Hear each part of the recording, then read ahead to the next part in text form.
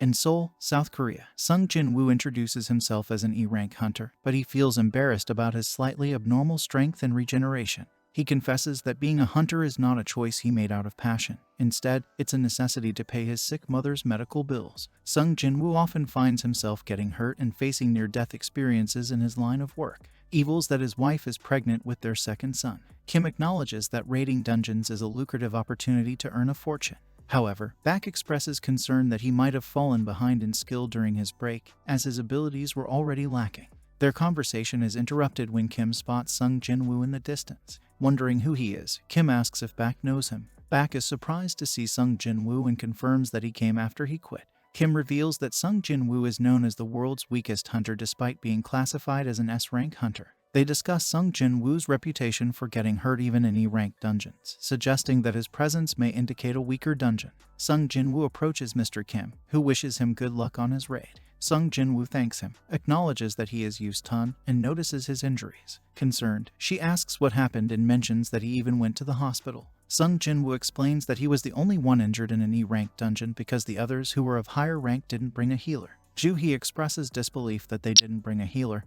even for safety reasons. However, Sung Jin-Woo dismisses her worries, stating that he's used to being weak. They prepare to enter the gate for the raid. During the preparations, Song, the highest-ranked member present, proposes to be the party leader for the raid. Kim and Baek readily agree as they trust his skills. The rest of the attendees also support his leadership. Sung Jin-Woo is reminded to be careful and not get injured, to which he assents with determination. They all enter the dungeon gate, ready for the raid. Meanwhile, the coffee attendant and the second on-site attendant observe Sung Jin-Woo's interaction. They lament that they ran out of coffee, unable to serve him. The second attendant remarks that Sung Jin-Woo is known as the weakest hunter in the E-rank category. They discuss how they have never seen him uninjured. And the coffee attendant speculates that the upcoming dungeon is only a D rank, implying that nothing significant is expected to happen. In the dimly lit dungeon, Joo-hee expressed her concern to Sung Jin-Woo about his unwavering determination to work as a hunter. She believed that the risks and dangers involved in fighting would only bring more harm. Jinwoo apologized, but Joo-hee assured him that she wasn't seeking an apology, but rather expressing her genuine worry. As the conversation continued, the atmosphere suddenly changed as monsters ambushed them, initiating a fierce battle. Despite the intensity of the fight, the group managed to hold their ground, and it appeared that the raid was nearing its end, bringing a sense of relief. Meanwhile, Song, a member of the group, commented that it seemed like the battle was over. Kim, addressing Mr. Baek, jokingly remarked that he hadn't met his demise yet. Baek confidently responded, dismissing the danger as a mere piece of cake. With a momentary pause in the action, Joo-hee turned her attention back to Jinwoo, questioning his reasons for persisting as a hunter. Jinwoo admitted that he pursued this path for the sake of amusement, emphasizing that without the thrill of being a hunter, he would be overwhelmed by boredom. However, he hesitated to share his true personal reasons, fearing embarrassment. Joo-hee responded with a hint of worry, remarking that Jinwoo's pursuit of fun might lead him to an early grave. Jinwoo attempted to lighten the mood with a laugh, but Joo-hee cautioned him, reminding him about his wound, urging him not to strain himself. Amidst their conversation, Song raised a magical core, a valuable item obtained from killing monsters. He explained that even a magical core from a low-ranking monster like C-rank was worth thousands. However, due to Jinwoo's low rank as an E-rank hunter, it was impossible for him to defeat C-rank monsters. Jinwoo expressed his frustration at the meager rewards he received, considering the injuries and hardships he endured. He found the process of earning money in this manner to be exhausting. Just as the group was contemplating their recent battle, someone discovered another entrance nearby. Song, realizing that the existence of a double lair had become more plausible, suggested that they should seize the opportunity to kill the boss monster inside. He explained that the gate wouldn't close as long as the boss remained alive, and waiting for their guild's orders might result in others claiming the boss's spoils first, thereby reducing their potential profit. However, he acknowledged the inherent danger and proposed a vote among the 17 members present to decide the course of action. They got 8-8 vote, and it remained only Sung Jin-Woo, but Sung Jin-Woo had no choice but to go for the killing of the boss, considering his home situation, because he wants to sponsor his younger sister to college and also help his sick mother to get the better treatment needed. Sung Jin-Woo approaches Joo-hee, offering sincere apologies for coercing her to join him despite her initial opposition. Worried about her condition, he seeks reassurance, but Joo-hee dismisses his concerns, asserting that she's fine. However, her tone quickly shifts, revealing her pent-up frustration. With anger in her voice, she admonishes Sung Jin-Woo, questioning his sanity and highlighting the gravity of his injuries. She emphasizes the near-fatal consequences he narrowly escaped, even though she had only managed to provide minimal healing. doubting his judgment. She speculates if he has also sustained a head injury, casting doubt on his decision-making abilities. Overwhelmed by guilt, Sung Jinwoo offers a heartfelt apology, expressing his genuine remorse and recognizing the debt he owes to Joo-hee for her life-saving actions. Joo-hee, her anger subsiding, probes further, questioning the sincerity of his remorse. Sung Jinwoo reassures her, confirming his genuine regret. Seizing the moment, Joo-hee playfully suggests that he make it up to her by treating her to a meal. She teases him about his hesitance to dine with her, using the opportunity to lighten the mood and remind him of their shared camaraderie. Caught off guard, Sung Jinwoo stammers a denial, but Joo-hee playfully insists, highlighting the importance of food as a form of gratitude. Sung Jinwoo eventually agrees, realizing it is a small gesture compared to what Joo-hee has done for him. As the rest of the team ventures into the boss's room, they are greeted by a curious sight, a collection of statues, each holding instruments. Song, the team leader, observes the uniqueness of the impending boss encounter. However, Kim and Bak voice their apprehension, acknowledging the potential danger of the environment and casting doubt on their choice to enter. Uncertainty lingers in the air as they brace themselves for the unknown challenge that awaits them. Sung Jinwoo reminisces about his near-death experiences, recalling when he got lost during his first raid and was attacked by an E-rank monster, leading to weeks of hospitalization. He also recounts a time when he was trapped inside a dungeon and nearly starved to death. Suddenly, a laser beam appears on the face of a larger statue, and Sung Jinwoo quickly warns everyone to take cover. Bak checks on Mr. Kim's well-being and confirms that he is fine. Bak remarks that Sung Jinwoo's timely warning prevented a wipeout, as many people could have been killed. Sung Jinwoo calls out for Miss Joo-hee, and Song advises everyone to remain in their positions to avoid another attack. Song crawls over to Sung Jinwoo and reveals that despite being a B-rank healer, Miss Joo-hee struggles with fear and can only handle essential raids. However, the situation they're facing doesn't seem basic at all. Song informs Sung Jinwoo that only those who listened to him survived, and Sung Jinwoo realizes that his warning may have saved lives. Song mentions his injured arm but assures Sung Jinwoo that he will be fine and asks for help in stopping the bleeding. Sung Jinwoo admits he has never participated in a raid higher than D rank. Song confirms that this place surpasses even the intensity of a B-rank dungeon, emphasizing the exceptional strength of the monster they are facing. Sung Jinwoo expresses concern about the bleeding of Song not stopping. He asks Song if he will be fine under the circumstances. Song sadly acknowledges their helplessness, explaining that they had only brought 3 healers, expecting the situation to be resolved quickly. However, one healer was brutally attacked, and there was no trace of his corpse. Another healer is in such a state of shock that they tremble uncontrollably. While even someone like Joo-hee, a B-rank healer, might struggle to heal effectively given the severity of the situation, Song suggests it might be best to remain still for now and attempt to escape later when the situation has calmed down slightly. Although he acknowledges that it won't be easy, Sung Jinwoo agrees with Song's assessment, noting that moving would only result in them being attacked. Even if they somehow managed to bypass the giant statue, they would still have to confront the guard statue. Sung Jinwoo also mentions that one of the hunters, who had unwavering faith in his own strength, believed he could reach the door and escape death. However, before he could reach his intended destination, he was consumed by a laser beam emitted from the eye of the large statue. Frustrated and angry, Sung Jinwoo comments on the fact that their enemies can kill them at any moment.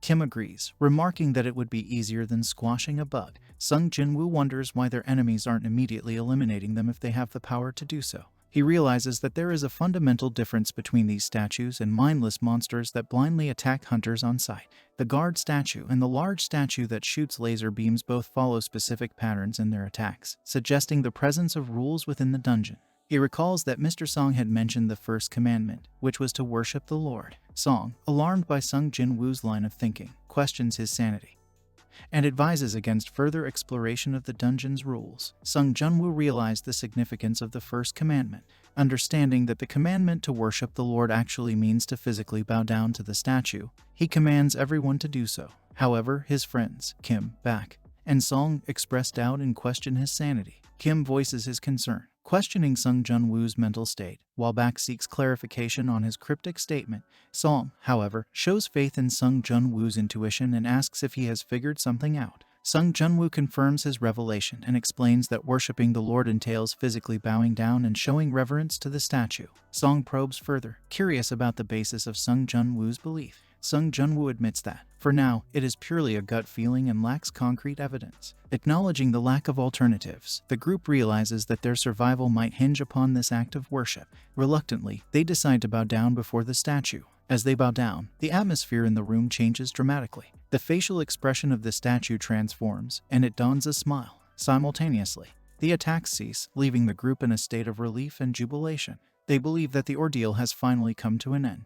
Their momentary celebration is abruptly interrupted as the colossal statue starts to stir from its seated position. Fear and terror grip the group. Realizing that the battle is far from over, they turn to Sung Jinwoo, hoping he has another solution up his sleeve. However, this time, Sung Jinwoo appears to draw a blank, unable to recall the next course of action. In a desperate attempt to contribute, one of the hunters, who happens to have a background in the church choir, steps forward, convinced that singing and praising might be the key. He volunteers to give it a try. Full of hope and determination, he starts singing a praise song. Initially, the group believes that the statue's movements slow down in response to the song. However, their hopes are shattered as the statue continues its relentless approach. Slowly but steadily, it nears the singer, ultimately crushing him with its enormous leg. It becomes evident that the particular praise song he chose to sing was not the correct type the statue desired, leading to the tragic outcome. In a desperate struggle for their lives, a group of individuals found themselves fleeing from an eerie statue that relentlessly pursued them. As they ran, Yahi, one of the group members, stumbled and was perilously close to being crushed by the approaching statue. However, Sung Jinwoo, driven by his care for Yahi, swiftly came to her rescue, averting the imminent danger. Amidst the pursuit, Song, another member of the group, advised Sung Jinwoo to leave Yahi behind, fearing that her presence would slow them down and jeopardize their chances of survival. Yet, Sung Jinwoo adamantly refused, unwilling to abandon Yahi due to his deep concern for her well-being. Meanwhile, Baek, seeking shelter from the relentless statue, took cover behind another statue, mistakenly believing it to be a safe haven. Unbeknownst to him, the statue he chose failed to protect him, and in a horrific turn of events, the statue swiftly struck back, tearing him into two equal parts. As the group continued their frantic escape, Sung Jinwoo, ever vigilant, noticed two distinct types of statues, one resembling a warrior and the other holding musical instruments.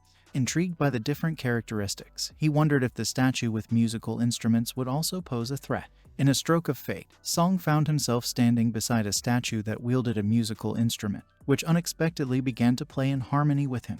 Realizing the significance of this discovery, Song urged the rest of the group to seek out statues holding instruments and stand alongside them. While the group diligently searched for musical statues to align with, Sung Jinwoo and Yahi cautiously approached one particular statue, hoping it would play along. However, to their disappointment, the statue refused to respond to their presence, leaving them to conclude that only one person could be paired with each statue. Determined to find a suitable statue for Yahi's safety, Sung Jinwoo bid her farewell and set off to locate another statue.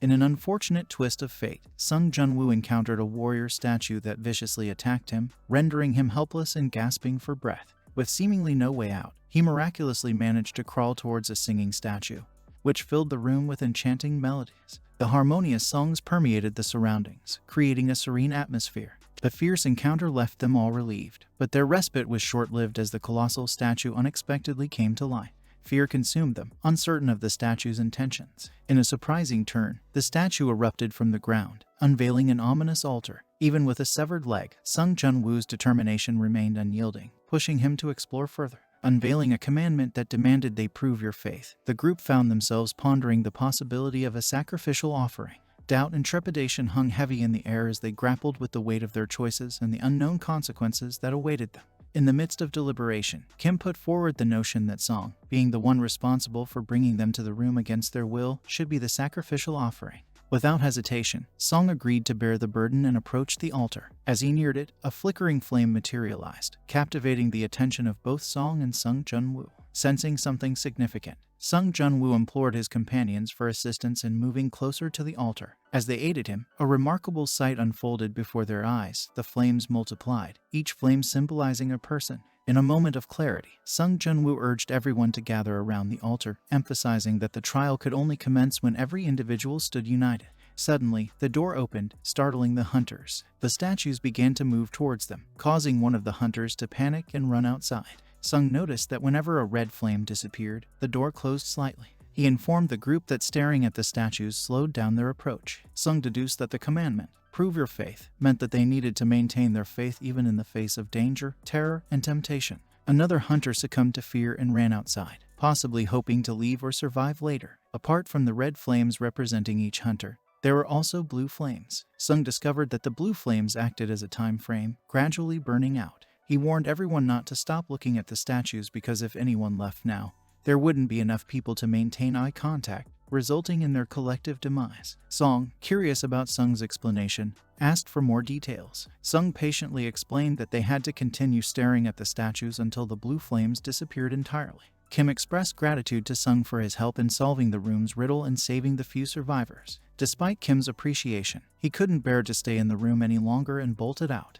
Sung, knowing that leaving would lead to death, wept bitterly as he realized that the remaining number of people was insufficient to maintain eye contact with the approaching statues. Suddenly, all the statuses started moving. They were all in great panic and began to ask themselves what they should do. They all held their hands together. Miss Joo-hee was so terrified that she had to close her eyes against the statues that were approaching them. Sung told her to stay focused and never let her eyes off the statues. It would get closer if they took their eyes off it, just like the game they played when they were young. Mr. Song told them not to take their eyes off it. Miss Joo-hee became more frightened and could not endure even a minute on the spot. She saw it coming on them so heavily, and she ran to get out of there. Sung shouted that she should come back because she might lose her life on the run, but she insisted and approached the light at the gate, and the light swallowed her up. They all thought she was dead, but to their greatest surprise, they saw her getting out of the gate. Mr. Song asked how it was possible for her to pass through the door alive. Sung noticed a blue flame disappeared after a set amount of time. One of the red flames that appeared based on the number of people on the altar disappeared as soon as she left. He went back to that which was written and began to do what it had said. This is what was written on it. The first commandment is worshiping the Lord, and the second is to praise the Lord. At least the steps so far weren't riddles like the Sphinx would ask. But the open door is a trap, a false hope. While it closed just a little every time a red flame disappeared, the door will definitely close when all the red flames are gone. Prove your faith even in terror and danger with sweet temptations. You keep your faith. Seeing how things were, one of the hunters said to Sung that he couldn't stay any longer. He left, leaving behind the poor injured Sung. Sung was so injured and couldn't get up on his feet. When others saw the hunter leave, they also wanted to go with him, but Sung told them not to move. They can't have more people leaving the room. If they kept leaving, they wouldn't have enough people to look at all the statues, and they would all die. Mr. Sang was really confused, so he asked Sung what was going on, but Sung told him that they had to stay and look at the statues until the blue flames disappeared and that the blue flames were a timer. They will all be able to leave once they all disappear. Mr. Sang saw the point in what Sung had just said, so he told him he might be right, but couldn't the door just close completely when the blue flames ran out? He asked if he was certain. In that confused and already frustrated situation, he began to tell Sung some facts about how he had never imagined someone as weak as Sung could be so helpful. He had always looked down on him and never really expected anything from Sung, even when he joined the party. Mr. Sang felt sorry and emotionally thankful to Sung that a lot of people died when they entered the room. But the ones alive are alive because of him and because he managed to solve the riddle here. And he is alive because of him. Sung realized that Mr. Sang was leaving, so he called on him Mr. Sang. But Mr. Sang was weeping and told him he had to go because he had a family he had left behind that he didn't want to die there. As Mr. Sang kept moving to the door, he told Sung he could no longer stay. Sung cried out his name, but Mr. Sang never looked back. Sung was heartbroken and cried out loud. After Mr. Sang had left, Mr. Song saw that the door was getting smaller. He said it was too late now, but he finally understood what was happening. The door wouldn't close entirely as long as there was at least one person on the altar. He told Miss Joo-hee to help Sung up and should leave because they had more years to live. He was ready to sacrifice for theirs. As Miss Joo-hee tried to get up to help Sung so they could leave, her legs were not moving. She was wondering what was going on with her legs. She told them her legs wouldn't move, and Mr. Song told her it was because she had exhausted her mana on Sung while trying to heal him. Sung pleaded that Mr. Song should take her with him and leave, but she insisted on leaving him behind. Sung told her there wasn't time left, and she must leave now. He told her not to worry and promised to have dinner with her. He gave her his pay and told her he would get them from her later. Joo-hee refused to leave, but Mr. Song carried her because there was no time left for them. They had to leave now. Sung told Mr. Song to look after and take care of Joo-hee. After they had left, he was alone and down in pain and agony. He said that at least he was the only one who would die. He should have gotten insurance if he had known he would die. He stretched out his hand to reach for the sword. He was ready for the worst and told himself he would take at least one monster with him as he pointed the blade at the monsters. A fight scene began, and he tried to overcome but was too weak to conquer them because he was injured all over, covered with blood. He was on the floor like a dead man. He screamed and cried that he never wanted to die like this. He was unconscious and began to dream of what had happened and how he had lied about dying when he was not ready. He got back to reality and saw the monster's sword lifted above him to stroke him, and then he cried out, asking for just one chance. Everything was a blur to his face that he could no longer see clearly because he was weak.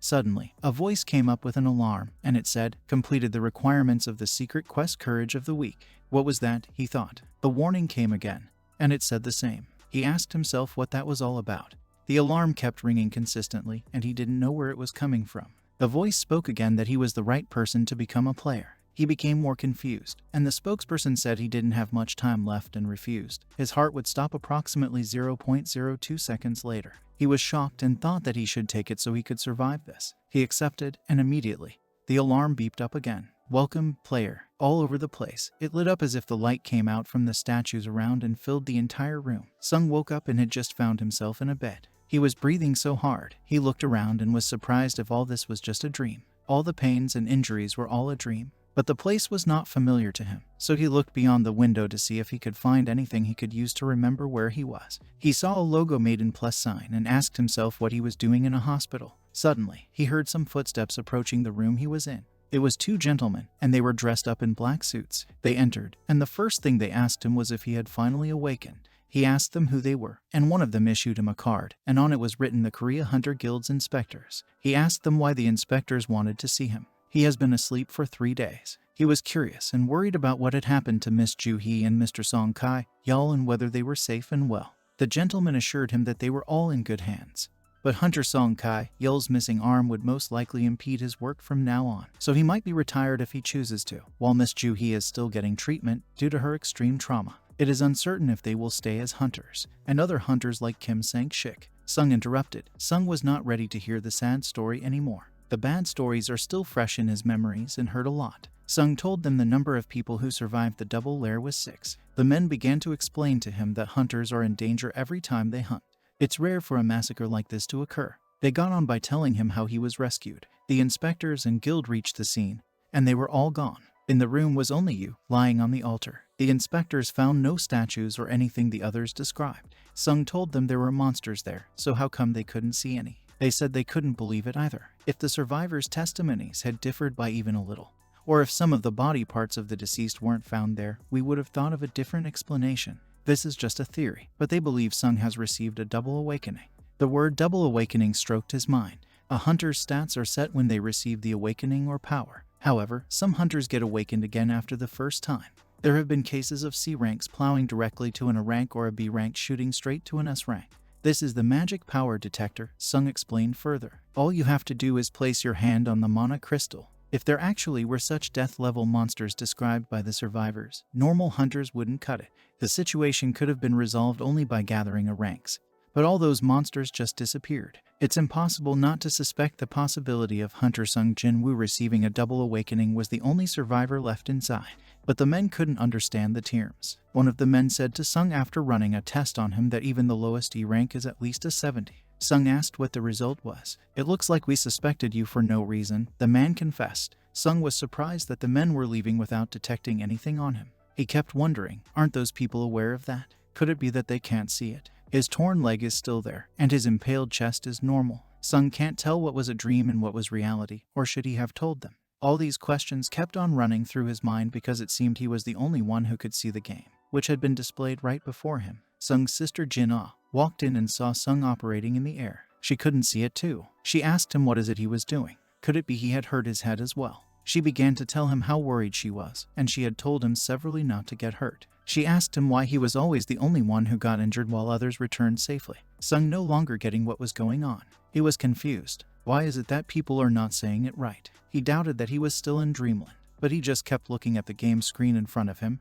not paying attention to Jin-Ah's words. Sung asked Jin-Ah if she could see the game screen, but she did not. Jin-Ah observed that Sung had been acting weird, and she asked if he was really alright. Sung stayed focused on figuring out what all this meant. And after Jin-Ah had left, Sung began to receive more messages from the game screen. The alarm rang out, and it was written on the screen, "The system will help the player's growth. If he fails to obey the system's orders, there may be a penalty." Sung could not understand what it was saying. Still, he remembered seeing something similar when he was left on the altar. He received another message that stated "Prepared to become strong." He kept noting them one after another, although he did not understand it much. All the quest was set before him on the game screen. He sees all this to be a joke because it is getting out of the possibility. And he said to himself that someone hospitalized doesn't even have the strength to do this. He decided to sleep and check it out again when he woke up. Sung was first asleep. The alarm came with a warning because he had failed to fulfill the daily quest. After some time, the time was out already. The alarm came up again and displayed he had not completed the daily quest and would likely go for the penalty for a certain period of time. Suddenly, an earthquake began to happen. Sung woke and was filled with fear and panic. He tried to help himself out when he realized that he was in a desert, and right before him was a poison-fanged giant sand centipede angrily coming for him. He couldn't believe his eyes anymore. He was confused and frightened. The game screen showed up before him, and it displayed, "Survive until the time runs out." The time is 4 hours. Thanks for watching. Please like and subscribe. Have a nice day.